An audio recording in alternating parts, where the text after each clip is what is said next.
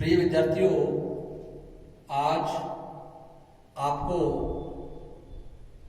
जो हम टॉपिक समझाने चाह रहे हैं उस टॉपिक का नाम है संधि। संधि क्या है, संधि के कितने भेद होते हैं, संधि किस प्रकार से होती है, इनके बारे में हम आपको जानकारी देंगे। तो सबसे पहले संधि का सामान्य अर्थ है मेल। संधि का सामान्य अर्थ है मेल।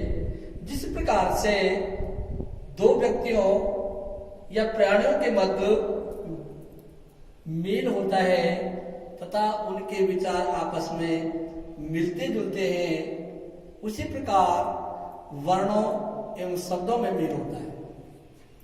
व्याकरण की भाषा में वर्णों के इसी मेल को संधि कहते हैं। व्याकरण की भाषा में वर्णों के इसी मेल को क्या कहते हैं? संधि कहते हैं। अब आता है कि आपने देखा होगा, सुना होगा कि प्राचीन काल के अंतर्गत राजा महाराजा के आपस में जब युद्ध होता था और अंत में क्या संधि होती थी, तो संधि का अर्थ क्या हो गया? मेल हो गया। संधि का अर्थ क्या हुआ? मेल। इसी प्रकार से परिभाषित कर दिया गया व्याकरण दृष्टि से कि संधि का सामान्य अर्थ क्या होता है? मेल होता है। दूसरा स्पष्ट किया कि जिस प्रकार दो व्यक्ति आपस में बातचीत करते हैं, प्राणी बात करते हैं, तो उनके विचारों के अंतर्गत जो आपस में मेल जोल होता है, जिससे क्या है, उनके सामने आने वाली सभी समस्याओं को दूर कर दिया जाता है। इसी प्रकार जब भाषा में वर्णों के परस्पर जब मेल हो जाता है, एक दूसरे से शब्द मिलते हैं, तो वहां पर संधि का उद्गम होता है, अर्थात उसी को हम क्या कहते हैं? संधि कहते हैं। दूसरा है परिभाषा की दृष्टि से दो वर्णों के परस्पर मेल से उत्पन्न होने वाली ध्वनि व ध्वनि के विकारों को हम क्या कहते हैं? संधि कहते हैं। ये हमारी व्याकरण की परिभाषा है क्या? कि दो वर्णों के परस्पर मेल से उत्पन्न होने वाली ध्वनि व ध्वनि के विकारों को हम क्या कहेंगे? संधि कहेंगे। अब आता है संधि के भेद। संधि के कितने भेद होते हैं? संधि के 3 भेद होते हैं। संधि के कितने भेद होते हैं? 3 भेद होते हैं। पहला होता है स्वर संधि, दूसरा होता है व्यंजन संधि और तीसरा होता है विसर्ग संधि। पहला हो गया स्वर संधि, दूसरा हो गया व्यंजन संधि और तीसरा हो गया विसर्ग संधि।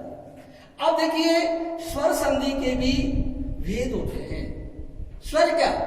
दो स्वर के मेल से उत्पन्न विकार को स्वर संधि कहते हैं। जब दो स्वर, अब इस प्रकार से देखेंगे आप, ए धन ए बराबर आ, तो कौन सी संधि हुई? स्वर संधि हुई। क्योंकि जब दो अश्व स्वर मिलकर, इसी को आगे देखेंगे तो दीर्घ स्वर संधि हो जाती है। जब दो अश्व स्वर मिलकर दीर्घ हो जाते हैं, अर्थात उनको बोलने में अधिक समय लगता है, तो वहां दीर्घ संधि हो जाएगी। इसकी भेद की अंतर्गत आती है, लेकिन मैंने आपको बताया स्वर संधि। उसके उपरांत है दूसरा गुण स्वर संधि, तीसरा है वृद्धि स्वर संधि, चौथा है यण स्वर संधि और पांचवा है अयादि संधि।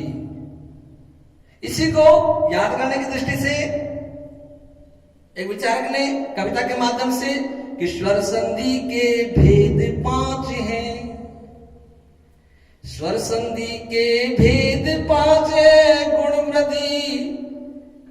स्वर संधि के भेद 5 है, दीर्घ वृद्धि गुण यण अयादि। तो पहला क्या?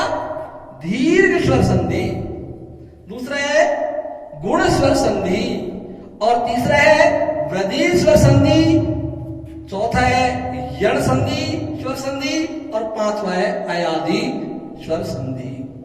तो आप ध्यान देंगे संधि क्या है? संधि का सामान्य अर्थ है आपस में मेल।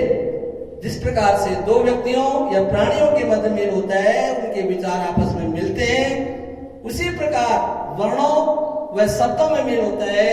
व्याकरण की भाषा में वर्णों के इसी मेल को संधि कहते हैं। परिभाषा: दो वर्णों के परस्पर मेल से उत्पन्न होने वाली ध्वनि व ध्वनि के विकार को संधि कहते हैं। संधि के भेद: संधि के 3 भेद होते हैं: स्वर संधि, व्यंजन संधि, विसर्ग संधि।